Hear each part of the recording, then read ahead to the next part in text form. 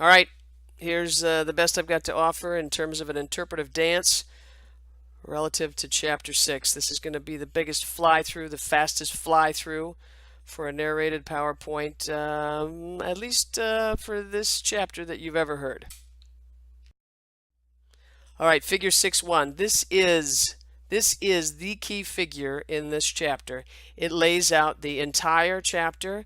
It gives you a terrific sense of exactly what the chapter discusses, starting with complementary strategy options. Noting that what's up in green on the very top, that was chapter 5. Okay, so organization chooses one of those competitive strategy options and then starts to think about, all right, given where we think we are, thinking back to that SWOT analysis that maybe we did back with chapter 4, given where we are, which of these complementary or additional strategy options should we be going after? And so you see those listed there in gray.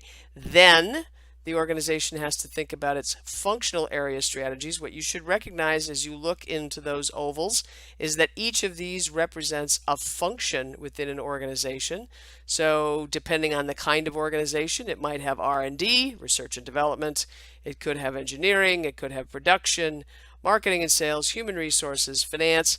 Make note, these are not the only functions. This is a suggestive list of functions that organizations need to think about. And then, having figured out all of that, the company has to decide, all right, well, when are we actually going to do this stuff?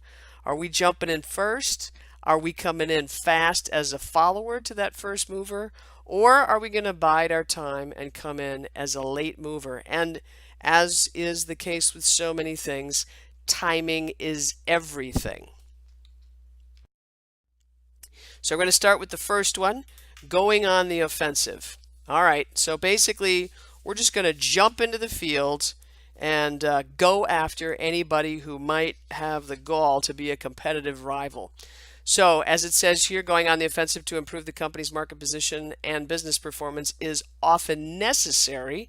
So we got to do it when we have no choice but to try and whittle away at our strongest rival's competitive advantage. In other words, if we don't go after them, we're not going to be able to expand our market share in any way. We should do this if we think we can reap the benefits that a competitive edge offers. For example, a leading market share, excellent profit margins, rapid growth. And if we're trying to gain the reputational rewards of being known as a firm or an organization on the move, a place that is making things happen.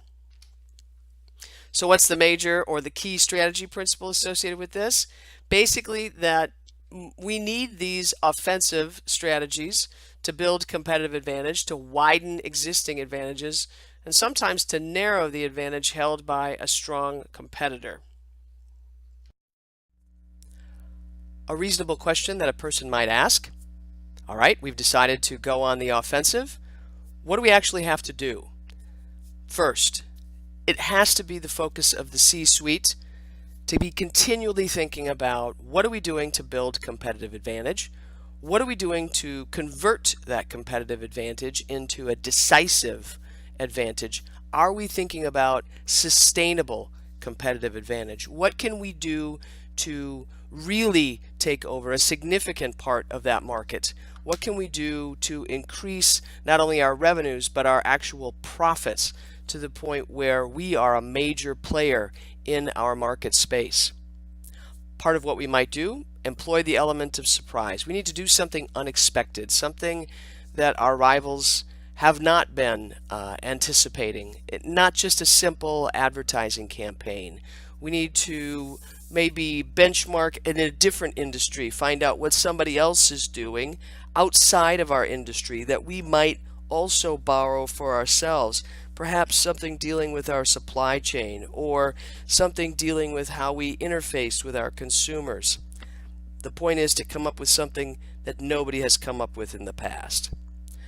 Another possibility, going after our rivals where they're least able to defend themselves.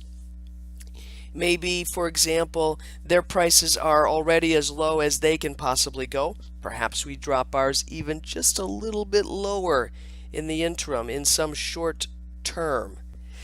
That's just an example. We would, of course, in order to do any of this, We need to really understand our rivals and what their strengths and weaknesses are. We go back to not only our own SWOT analysis, but even trying to sort of derive a preliminary or draft SWOT analysis for our key rivals.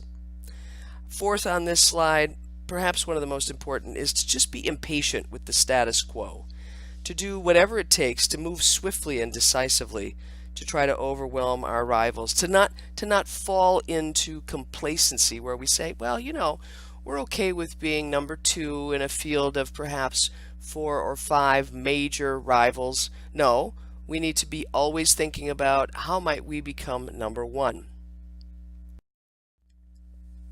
So how do we choose the basis for our competitive attack? Well, it should seem pretty obvious, but let's go after their weaknesses rather than trying to challenge their strengths. It would be very unwise for a bricks and mortar retailer, for example, to try and go after Amazon with respect to its online presence.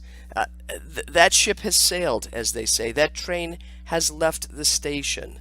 Amazon's strength is its online presence. What doesn't it offer?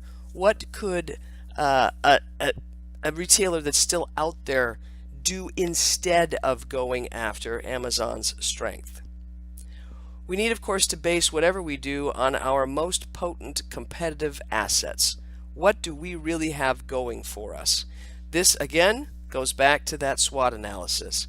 What do we have already in play that represents a significant strength for us that we might be able to deploy in such a way that it would upset the apple cart, if you will, of our rivals? Perhaps we have extraordinary human assets, people who are amazing when it comes to sales, or they could be amazing when it comes to sales if we would create the conditions under which they could choose to deploy those skills. That might be something that we consider, again, rather than, let's say with my example, trying to go after Amazon in the online world. The last point on this slide, again, should be fairly obvious, which is that failing to tie whatever strategy we want to employ to our strengths suggests that we might not be so successful. What are our options then? First, try to offer an equally good or better product at a lower price. This will work particularly well if buyers are not loyal. In other words, if whatever we're selling is something that people might be a bit price sensitive about, well, then if we can offer something even better than what our rivals are offering and offer it just a teensy bit cheaper, well, we might get those end user consumers to switch. We could try to leapfrog our competitors by being a first adopter of next generation technologies or being first to market with next generation products. But this whole notion of being a first mover, that's something that we'll talk about at the end of this chapter. And there are some risks associated with that. We can, of course, try to pursue continuous product innovation to draw sales and market share away from our less innovative rivals. And I would argue we ought to be doing this no matter what. Every organization ought to be continually trying to improve whatever it's making or delivering.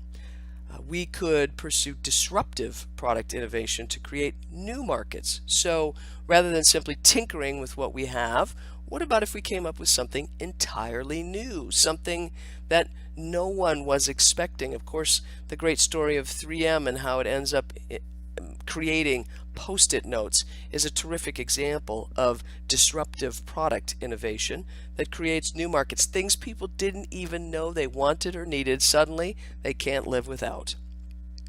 Another option is to adopt and improve on good ideas of other firms. Why not steal ideas? We'll leave them with whatever their version of the idea is, but let's go ahead and take what they've got going and try to make it even better.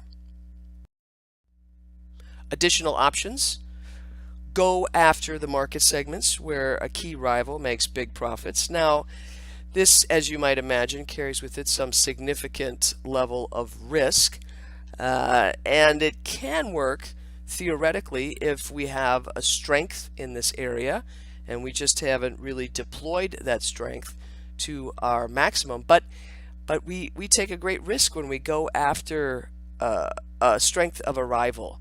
Remember, it's better to go after one of their weaknesses rather than to go after one of their strengths. That's the second point here, right? Go after their weaknesses. Where are they not competing? Where are they not competing well? Where are buyers more likely to switch? Where do we think we could undercut them? Maybe even something like this. What if we know that they don't treat their employees particularly well? What about stealing their employees and treating them better?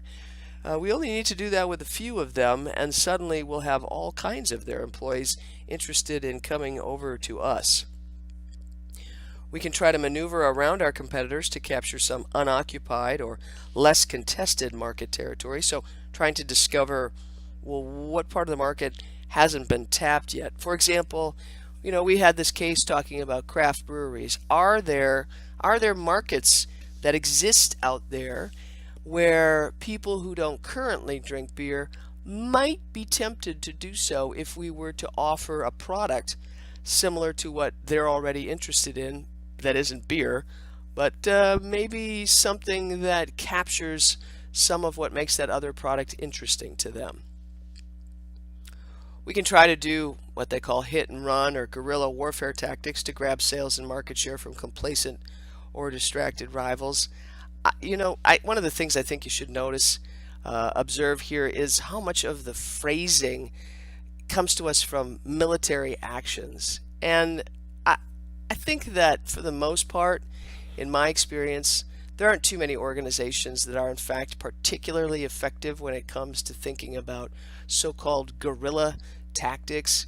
I also think that it should be remembered that the whole point of guerrilla tactics is to do quick in and out. It's not intended to build sustainable advantage. And so I think for an organization having limited resources, if it has to choose between actions that are more likely to enable a sustainable competitive advantage or something that allows a quick in and out that maybe gets a spike in revenue, I think they'd be better off with the former. The last on this slide anyway is launching a preemptive strike. Again, look at that military phrasing, to secure an advantageous position that rivals are prevented or discouraged from duplicating. Well, in order to pull this off, we're going to need something that will give us some sort of property rights over whatever we're doing.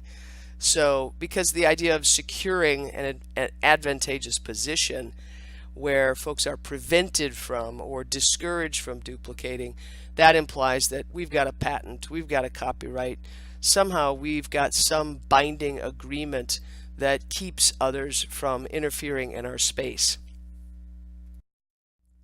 So how do we decide who to go after?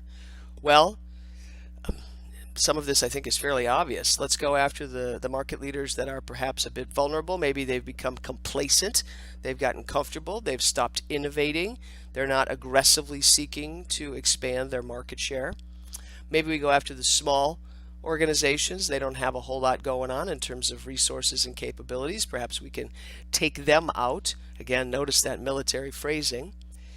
Maybe firms where we've identified their runner-ups. In other words, they're not leaders in the market, but they're runner-ups who have some weaknesses in areas maybe where we're strong. So their supply chain management isn't as strong as ours. Their talent management isn't as strong as ours. Something like that.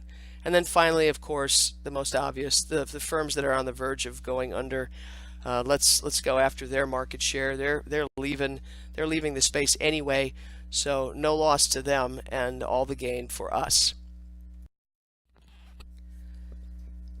Having finished talking about offensive strategies, let's now shift gears and talk about the second major set of strategies, which are the defensive ones. The objectives of this set of strategies include lowering the risk of being attacked, weakening the impact of any attack that does occur, protecting valuable resources and capabilities from imitation, strongly defending any competitive advantage that we have, and influencing challengers to aim attacks at other rivals. Of course, one of the most important things that we can do is keep our employees happy, help them to see that our organization is the ideal organization in which to work. I'm referencing specifically the third point under objectives. when we talk about protecting valuable resources and capabilities from imitation, the only set of resources that are in fact not duplicatable, if you will be our human assets. Virtually everything else can be copied. And so, how do we protect our people? And I'm not talking about signing them to contracts where they're not allowed to leave our organization and work for anybody else, although that can be part of what we do. I'm talking about creating an organizational culture in which people elect to stay with us because they can't imagine any other workplace being better than ours, where people are excited to come to work, where they feel challenged in the opportunities that await them, where they feel recognized for their hard work, for their innovative talent. That is honestly the most important thing that we can do. Now, the approaches that the text talks about, two broad categories. One, blocking avenues, and secondly, signaling challengers that if they do try to attack, we're coming back after them. Again, note that military phrasing. Starting with the first, how do we block? Our options include participating in alternative technologies, introducing new features, new models, broadening our product line. Start thinking about automobiles as an example of this. That would be a terrific case study, right? Maintaining economy priced models and options. Again, think about cars, right? Think about those major manufacturers, whether we're talking about Toyota, Chevrolet, whomever we might be talking about. Think about all of the different options. And when I say Chevrolet, of course, I mean GM with all of its different models and options. We can try to lengthen warranties. Again, you've seen all of these things played out in the automobile industry. Offering free training and support services. Now start thinking about tech. Reducing delivery time for spare parts, providing coupons and free samples, making early announcements about new products or price changes even before they're actually going to happen. Again, sort of defending our territory, saying, hey, hold on, folks. Before you think about buying from somebody else, keep in mind that in a month's time or 90 days time or whatever the time frame is, we're going to be offering something even better. So you want to stick with us. We might challenge the quality or the safety of rivals' products. First, obviously, by pitching our own quality and our own safety. Again, think about cars, but then maybe making some commentary about what others are doing. It could be indirect, as we talk about our vehicles, for example, continuing with that example, being rated the best in terms of quality, we are saying that the others are not so great. You'll notice, you'll have seen commercials where the automobile companies are very deliberate about this, where they point out that they've been the winner of this or that award for this or that many years running, and oh, by the way, everybody else, we've left them in our dust. And then the final on this page, offering volume discounts, better financing terms, exclusive agreements, anything again to try and get people to stick with us. That's what this set of strategies is all about. It's all about trying to keep our consumers sticking with us and basically blocking our rivals from stepping into our part of the market. The other option, signaling our challengers that if they try to come after our market, we are coming after them. How might we do this? Well, we can publicly announce that we're committed to maintaining our market share. We're number one and we're planning to stay as number one. We can publicly commit to matching rivals' prices or terms. You see this all the time with retailers. Hey, if you find a better price at place X, Y, or Z, we'll match it. The obvious, the third bullet point here, maintaining a war chest. Again, catch that military phrasing. Maintaining a war chest of cash and marketable securities. All right, so we want to keep ourselves liquid so that we can be more flexible, so that we can be more agile, so that we can, let people know, hey, we're ready for you. And then finally, making occasional strong counter responses to moves of weaker rivals. So this particular strategy depends on this notion of intermittent reinforcement, the idea that every once in a while we're going to signal folks that, hey, stay off my lawn, all right? And we might shout it out to the weaker ones in the bunch, hoping that the stronger ones will also get the message. The third category of strategies that I'm talking about in this narrated PowerPoint, outsourcing strategies. As it says here, these involve a conscious decision to not perform certain value chain activities internally and to instead farm them out. Get somebody else, somebody outside who's a specialist in that particular area to handle this part of the value chain. We could do this with contract manufacturers, vendors with specialized expertise, or even distributors or retailers. When is it advantageous? Well, it's going to be most appealing when it results in the activity being performed better or more cheaply.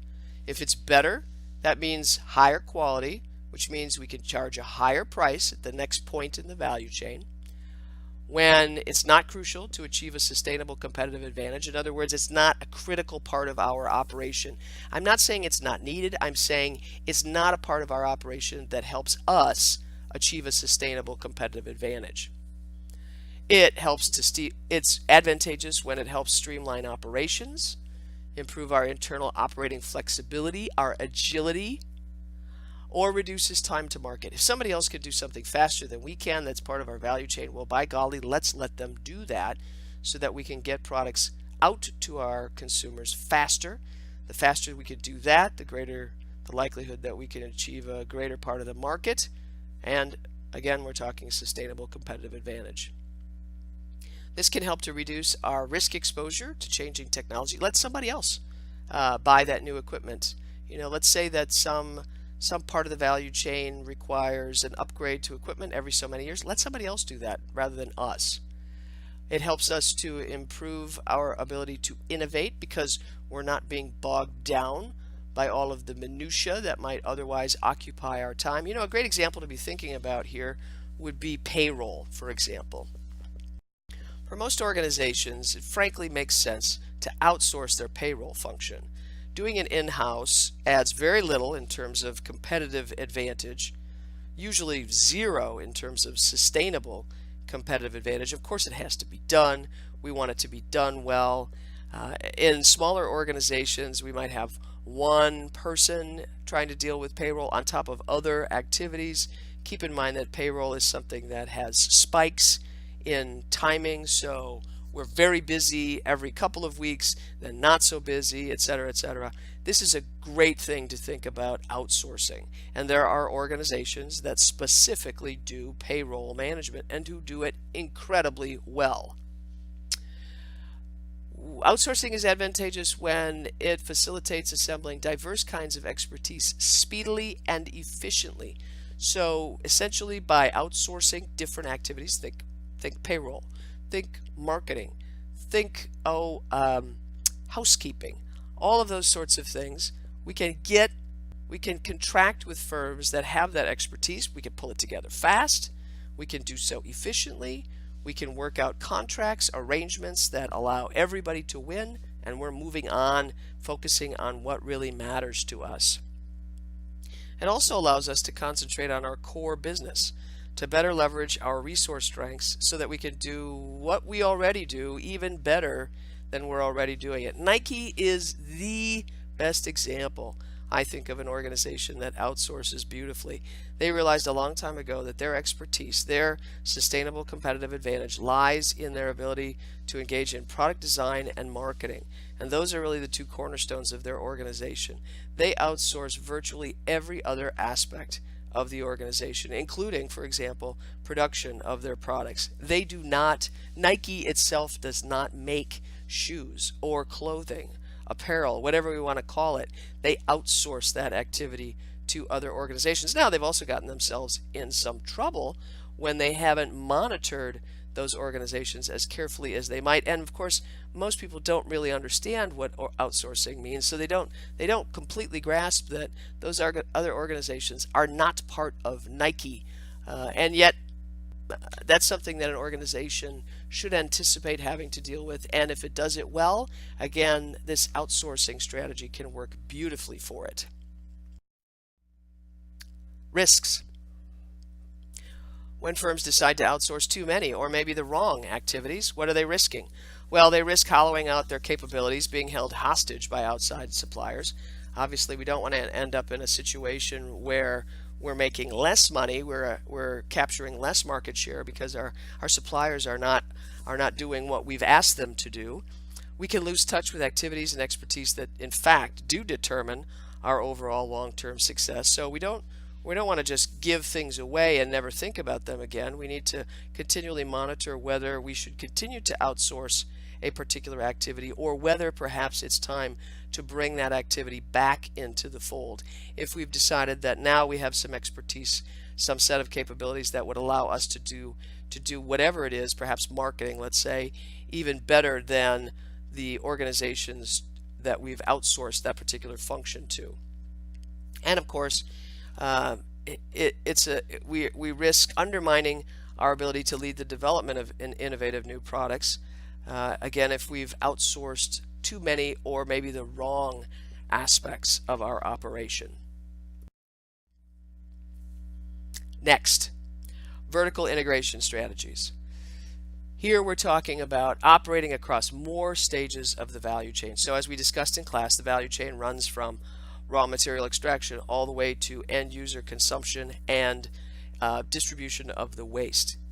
Vertical integration extends our competitive and operating scope within the same industry. If we go backward, we're heading back towards those raw materials, the sources of inputs and supply. If we go forward, we're heading towards the end users. Organizations like energy companies, they are fully vertically integrated, meaning all the way from raw material extraction to disposition of waste product. So they are doing everything along that value chain. A vertical integration strategy can entail either partial or full integration. Most typically, organizations will pursue partial, not full.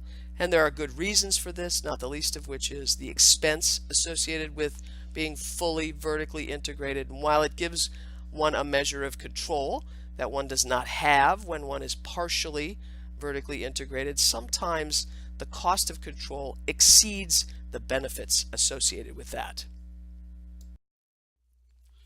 So what are the advantages? Two, to try and strengthen our competitive position. That's the same as with any of the other strategies, and to boost our profitability. Remember, I've said this before, if we're not making money, we're in trouble. And specifically, it's not enough to generate revenue. We have to make profits. When does vertical integration pay off? Well, it's going to pay off if it's going to produce sufficient cost savings or profit increases in order to justify the extra investment. As soon as you pick up additional pieces of that value chain, it's not free to do this. It's going to cost money, time, effort. You want to make sure that doing that vertical integration, so picking up those pieces, in fact, will deliver a greater return on your investment than whatever it cost you. In addition to thinking about costs and revenues, we also need to think about how vertically integrating might in fact help us to strengthen our position competitively. Does this vertical integration give us something that we might not have had otherwise that allows us to better serve our customers and to take market position away from our rivals? So let's say we decide to go backward. In order to do this, we have to achieve, at minimum, the same scale economies as our outside suppliers, the ones who were there before we decided to vertically integrate backwards. And we've got to be able to match or beat their efficiencies with no drop off in quality. That's key. So again, think about this. This isn't, now we're just going to take over what y'all were doing. If we're going to do this, we've got to do so in such a way that we make sure that we're going to be just as efficient, if not more, and the quality is going to be there. Backward integration can work great. It can lead to lower costs and or reduce competitive risk when the suppliers that we've had to date have outsized profit margins. So we think we can get by, we can make things happen with perhaps less in the way of profit margin. The item supplied is in fact a major cost component. So it it's something that some material that is in fact very costly for us. So if we ourselves could acquire that material, could make that material happen, it could reduce our overall cost structure. The skills that are necessary are in fact easily mastered or acquired. It's not going to cost us a lot in terms of time and effort in order for our people to learn the skills associated with that backward integration. And we discovered that it in fact is a competitive necessity if we want to keep proprietary know-how in-house. Benefits. Well, this is all going to work out great if, when we end up yielding a better quality product or service offering, we improve our customer service, we're able to enhance the performance of our final product. So if that backward vertical integration can lead to these things, that's a winner. Certainly when we backward vertically integrate, we end up reducing, well, if we've done it correctly anyway, we're going to reduce risk because we won't have to depend on as many, perhaps any, suppliers for crucial raw materials, parts, components, and or support services. So we reduce our dependence, which gives us greater latitude, greater autonomy. It also means that we have greater responsibility for our the cost structure of the entire value chain. Finally, it can add to our differentiation capabilities by building or strengthening our core competencies and competitive capabilities. So maybe by backward vertically integrating, we're able to enhance what we've been doing or add to what we've already been doing that distinguishes us from our competition. Some more benefits. It enables better mastery of key skills, okay, or strategy critical technologies that before somebody else performed. Can allow us, make it easier for us to add product features and attributes, maybe that will make our customers happier. So we don't have to negotiate with a supplier, with somebody else who may have told us, nah, because maybe we were only a small part of their market. Now, since we wholly own this piece, well, we can do whatever we want to it in order to try and encourage greater buy-in, greater loyalty from our customers. It also, and this is the one that everybody thinks about, it reduces our vulnerability to suppliers who might decide they like to raise prices on the regular. This way we are not subject to their whims. Well, let's switch. Let's talk about integrating forward. So why would we do this? So some potential benefits. To gain better access to end users, build stronger brand awareness. So we want people to know about us and not just about the organization that uses perhaps the part that we've produced historically. Now we want them to think of our name. To reduce dependence on marketing and sales efforts of independent distributors or retailers. Having no broad product line, we might in fact ultimately decide to sell directly to end users. And also bypassing those independent distributors, retailers, so that we can just go and do direct sales, whether it's through bricks and mortar stores or our website. Theoretically, at least, this will allow us to lower our distribution costs, give us a cost advantage over rival firms, and also enable us to sell things for lower prices.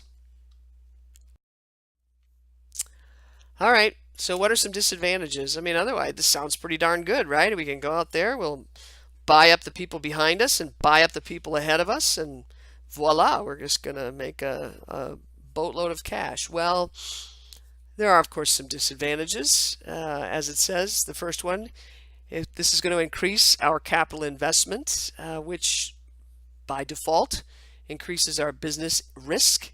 What if, for example, demand, growth, profitability should decline? Now, we're invested even more into this industry. We've got even more of our eggs in that one basket, if you will. And if that industry begins to decline, well, we're at much greater risk. Because we're no longer working with other firms, we are now locked in to relying on our own in-house activities, which can ultimately prove more costly. Think about this, for example, in terms of the labor market needed to do all of these different activities as we keep these people instead of somebody else hiring these people, assuming that we're doing a good job of recruiting and retention. Well, over time, those salaries and wages are going to increase. So we could end up spending more money. We've also now got to spend more money to maintain equipment and facilities that perhaps we didn't before. You get the point. This can end up, in fact, costing us more. It could also make it more difficult for us to be flexible because, again, we're sort of locked in now to doing things a certain way, whereas before we could have maybe switched away from a supplier or switched away from a distributor or somehow or other changed up things in the value chain that now, depending on which way we've integrated, backward or forward, or perhaps both, now we just have less flexibility. Continuing on with some disadvantages. Anytime an organization makes a decision to go into more into an industry, whether that's through backward or forward integration, it has this vested interest now that makes it, well, put it this way, we are more likely to find ourselves engaging in escalating commitment. And as you see in the red, it says the faster the pace of change in an industry's value chain system, the bigger the risk of a vertical integration strategy. Basically, we're sort of locked in. We have this commitment to what we've decided to do that now is a very costly commitment, and trying to shift away from that commitment. Many people will disagree with attempts to do that. They'll say things like, but we've invested so much. Well, as soon as you hear that phrasing, but we've invested so much, that's basically somebody saying we don't really want to try different things. The second major bullet is that this strategy poses lots of different kinds of barriers to achieving full economies of scale, primarily because for the different pieces of that value chain, we of course are only producing, typically anyway, only producing the volume that we need. We're not producing the volume that others might also like to have, and so we can't achieve the economies of scale that perhaps another firm that would have only been making one or a few component parts perhaps could have achieved. But we've decided we're going to do it ourselves, and so we will not be able to achieve those same results. Also can basically take us a tremendous amount of time to develop the skills and capabilities. And even if we do take the time to develop those skills and capabilities, there's zero guarantee that we will in fact be a success. So how do we decide? Well, whether it's a plus or a minus depends on things like the difficulties and costs of acquiring or developing the resources and capabilities to operate in another stage of the value chain. How hard is it going to be for us to get the resources that we need to have to develop the capabilities that we need to develop? Is it relatively inexpensive? Is it relatively costly? Is it not terribly time consuming? Or is it in fact highly time consuming? We also have to consider the size of the benefits in terms of lowering costs or enhancing differentiation, and what's the real value that's going to be delivered to our customers. Beyond control of what's happening in that value chain, can we be assured that what we end up purchasing, what we end up buying up, integrating into our system, that's really going to deliver value added for those end user consumers, value added to the point where they're willing to pay the extra. We have to consider the impact of vertical integration on our investment costs, our flexibility, our response times. If we find ourselves in a very dynamic industry where competitive rivalry is high, then this may not be a very smart strategy. We may find ourselves locked in, as I've mentioned before, when the industry decides to take a major shift, and we won't be agile enough to shift along with that industry. This is the story of Sears, not able to shift fast enough to accommodate the online world. And well, we know what happens to Sears.